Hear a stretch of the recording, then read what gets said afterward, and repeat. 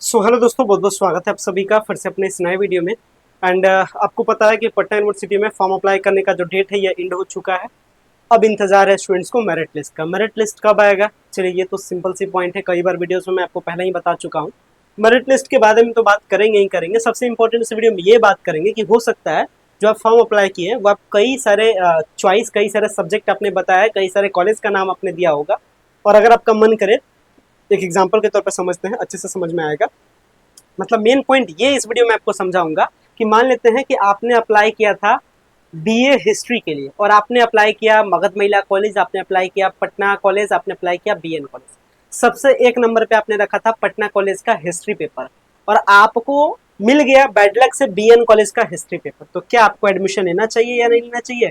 कैसे आपको, मतलब जिस कॉलेज में आप लेने का सोच रहे हैं, जिस सब्जेक्ट में आप लेने का सोच रहे हैं, अगर वो सब्जेक्ट आपको नहीं मिलेगा तो इस पटना यूनिवर्सिटी में वो कैसे पेपर मिलता है, क्या प्रोसेस होता है, इसके बारे में बात करेंगे। ठीक है, एग्जैक्टली ये सारी कहानी, मतलब अगर आपको पसंद का ना मिले और फिर भी आपको पसंद का चाहिए तो ये जो सारा प्रोसेस होता है, इस प्रोसेस को हम लोग स्लाइड अप प्रोसेस कहते हैं। तो पटना यूनिवर्सिटी का स्लाइड अप प्रोसेस क्या है, इसके बारे में भी इस वीडियो में बात करेंगे। सो गाइस, अगर चैनल पे पहली बार विजिट किया, चैनल को जरूर सब्सक्राइब कीजिएगा ताकि इस तरीके के इन्फॉर्मेटिव अपडेट आपको वीडियोस के माध्यम से मिल सके। सबसे पहली बात, कल फॉर्म का लास्ट डेट हो चुका है, अब फॉर्म का डेट बढ़ेगा नहीं। हाँ, हालांकि एक आध दो दिन हो सकता है चॉइस फिलिंग को लेकर के डेट बढ़ाया जाए। ठीक है, मतलब बहुत सारे ऐसे स्टूडेंट्स हैं जो फॉर्म तो भरे लेकिन यही नहीं बताया कि उनको कौन से कॉलेज में एडमिशन है, मतलब चॉइस फिलिंग उन्होंने नहीं किया है। कहने का मतलब कि जब आप पटना यूनिवर्सिटी का फॉर्म भरे होंगे तो ये 2-3 स्टेप में कंप्लीट होता था। सबसे पहले आप साइन अप करते थे। साइन अप करने का मतलब आपका नाम क्या, आपके पापा का नाम क्या है, कौन से कोर्स में एडमिशन है, ये करते थे। इसके बाद आप पूरा फॉर्म भरते थे। पूरा फॉर्म भरने के बाद आप फॉर्म का पैसा जमा करते थे, 1100 रुपये आप जमा किए होंगे। इसके बाद तीसरा काम क्या करते थे, लास्ट में जब आप पेमेंट कर देते थे तो आप अपना चॉइस फिलअप करते थे। चॉइस फिलअप करने का मतलब किस कोर्स में एडमिशन लेना है, ये सब कुछ बताते थे। देखिए बैड लक क्या है, टोटल जो पटना यूनिवर्सिटी में फॉर्म अप्लाई हुआ है ये लगभग 13,600 के आसपास फॉर्म अप्लाई हुआ है। इसको ऐसे रखते हैं, ठीक है। जो टोटल फॉर्म अप्लाई हुआ है वो 13,643 के आसपास फॉर्म अप्लाई हुआ है। ये मुझे जो पता चला ये मैं आपको बता रहा हूँ। ये टोटल फॉर्म क्या है, इस पटना यूनिवर्सिटी में टोटल फॉर्म अप्लाई हुआ। सीट क्या है भाई, तो सीट आपको पता है जो टोटल सीट है ये तकरीबन 4800 के आसपास सीट है, जिसमें 3500 सीट है रेगुलर कोर्स के लिए और लगभग 1300 के आसपास है वोकेशनल कोर्स के लिए। ठीक है, तो सीट तो लिमिटेड है और इस सीट पे तकरीबन जो अप्लाई आया है वो 3 गुना अप्लाई है, यानी 4 तिया 12 13 है ना, लगभग ये जो अप्लाई है मोटा मोटी मान के चल रहे हैं। ठीक है, ये 3 टाइम्स अप्लाई आया है। कहने का मतलब अगर सीट एक है, अगर ये सीट है और इस सीट पे आपको जाना है, इसका मतलब 3 बच्चे का कंपटीशन है और आप किसी 2 बच्चे को हटा करके आपको इस सीट पे क्या करना है, कैप्चर करना है। मतलब ऐसे समझते हैं, ठीक है। ये सीट है और इस सीट, अगर ये सीट आपको चाहिए तो 2 बच्चों को आपको क्या करना होगा, हटाना होगा। अगर 2 बच्चों को कंपटीशन को हटाते हैं तब आपको सीट मिलेगा। तो ऐसा नहीं कि ये कोई लूटामारी चल रहा है कि ढकेल करके आप बैठ गए, वैसा वाला कहानी है। ये कहानी किस पर सेट होता है, परसेंटेज पर। मतलब अगर 2 बच्चों का परसेंटेज आपके कंपैरिजन में कम होगा, मतलब ये 3 बच्चे हैं, जिसका परसेंटेज ज्यादा होगा उसको ये सीट मिलेगा। तो ये जो कहानी है ये किस पे चलेगी, ये परसेंटेज पे चलेगी। तो जिसका परसेंटेज अच्छा होगा उनको वो सीट मिलेगा, अगर परसेंटेज अच्छा नहीं होगा तो आपको सीट नहीं मिलेगा, जिनका परसेंटेज अच्छा होगा उनको मिलेगा। तो ये सिचुएशन है, ठीक है। टोटल फॉर्म कितना अप्लाई हो गया ये आपने समझ लिया। अब जो सबसे बड़ी कहानी है इसके बारे में बात करते हैं। तो हो सकता है ये जो चॉइस फिलअप है ना, कुछ स्टूडेंट्स ने अभी तक चॉइस फिलअप नहीं किया है, तो हो सकता है एक आध दिन, आज बैठक है, आज पटना यूनिवर्सिटी में एडमिशन इंचार्ज का बैठक है और एडमिशन इंचार्ज सर बैठक कर रहे हैं। बैठक करने के बाद ये डिसीजन होता है कि क्या चॉइस फिलअप का मतलब फॉर्म, नया फॉर्म अप्लाई करने का मौका नहीं मिलेगा। लेकिन हो सकता है बहुत सारे ऐसे स्टूडेंट्स हैं जिन्होंने चॉइस फिलअप नहीं किया, तकरीबन ये 2000-2500 के आसपास ऐसे स्टूडेंट्स हैं जो चॉइस फिलअप ही नहीं किए। ठीक है, तो टोटल फिर फॉर्म समझ लीजिए कि 13,643 अभी अप्लाई है, 2000 और बढ़ेगा, मतलब 15-16 हजार के आसपास फॉर्म अप्लाई हो जाएगा। तो चॉइस फिलअप क्या था, आपको मैंने बताया ना कि पेमेंट आप कीजिएगा तो पेमेंट करने के बाद आपसे पूछता था कि कौन सा सब्जेक्ट चाहिए, कौन सा कॉलेज चाहिए, इसी प्रोसेस को चॉइस फिलअप करते हैं। तो बहुत सारे स्टूडेंट्स ने चॉइस फिलअप नहीं किया है, छूट गया, मिस्टेक हो गया, ध्यान नहीं दिए। तो इस चॉइस फिलअप करने के लिए हो सकता है 1 से 2 दिन डेट बढ़े, और अगर डेट बढ़ेगा तो ये कल से परसों तक में ही डेट बढ़ेगा। अगर चॉइस फिलअप के लिए डेट बढ़ेगा तो मेरिट लिस्ट फिर चल जाएगा, 9 से 10 जून के आसपास में मेरिट लिस्ट आएगा। और अगर चॉइस फिलअप का मौका नहीं दिया जाता है तो मेरिट लिस्ट आपका 7 के रात होते होते तक आपका मेरिट लिस्ट क्या हो जाएगा, पब्लिश कर दिया जाएगा। ठीक है, तो ये जो सिचुएशन है, मैंने सिचुएशन आपको पहले ही बता दिया, सारी बात आपको पहले बताते हैं और आप अजमा करके देख लीजिएगा, ये सारे इसी के अकॉर्डिंग ही फॉलो आपका होता है। क्यों होता है, क्योंकि मैं कोई नया नहीं हूँ, पिछले 4 साल 5 साल से एडमिशन प्रोसेस में हूँ, पिछले 4-5 साल से एडमिशन करा रहा हूँ। आप अभी एडमिशन ले रहे हैं और कितने को एडमिशन ले भी लिए, पढ़ भी लिए और इस यूनिवर्सिटी से निकल भी गए। ठीक है, तो इसलिए आप लगातार सारे अपडेट के साथ अप टू डेट रहिएगा और जो भी बताऊंगा मैं आपको ऑथेंटिक बताऊंगा। ठीक है, गलत सलत बताने से मुझे कोई फायदा नहीं है,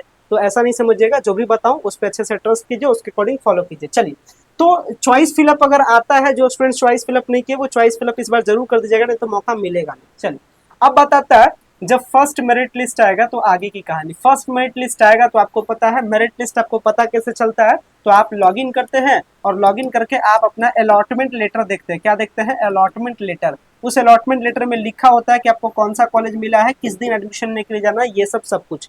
इसके बाद अलॉटमेंट लेटर के साथ सारा डॉक्यूमेंट आप लेते हैं ना, और डॉक्यूमेंट के बाद कहाँ पहुंच जाते हैं? जो कॉलेज मिलता है उस कॉलेज में पहुंचते हैं। लेकिन कॉलेज में जाने से पहले जो एडमिशन का पैसा है, जो एडमिशन फी है, ये आप कहाँ पे करते हैं? ये पटना यूनिवर्सिटी के पोर्टल पे ही पैसा जमा कर देते हैं। ठीक है, तो जैसे ही आपको अलॉटमेंट लेटर आएगा, मतलब जैसे ही आपका सिलेक्शन होगा, पहले तो अलॉटमेंट लेटर देखिएगा, खुश हो जाइएगा कि आपको कौन सा सब्जेक्ट मिला है, कौन सा कॉलेज मिला है। फिर खुशी खुशी के साथ दूसरा काम क्या कर दीजिएगा? पैसा जमा कर दीजिएगा। फिर तीसरा काम क्या कर दीजिएगा? पटना आने का तैयारी कर दीजिएगा और पटना आकर के एडमिशन लीजिए और हमसे जरूर मिल लीजिएगा, कहीं ना कहीं आपको कॉलेज में मिल ही जाएंगे। तो ये 3 स्टेप में मेनली क्या होगा? एडमिशन खत्म होगा। एडमिशन का जो पहला मेरिट लिस्ट आएगा ये मैंने आपको बता ही दिया कब आएगा, और एडमिशन में लगभग पहले मेरिट लिस्ट में लगभग 6 से 8 दिन का मौका मिलेगा।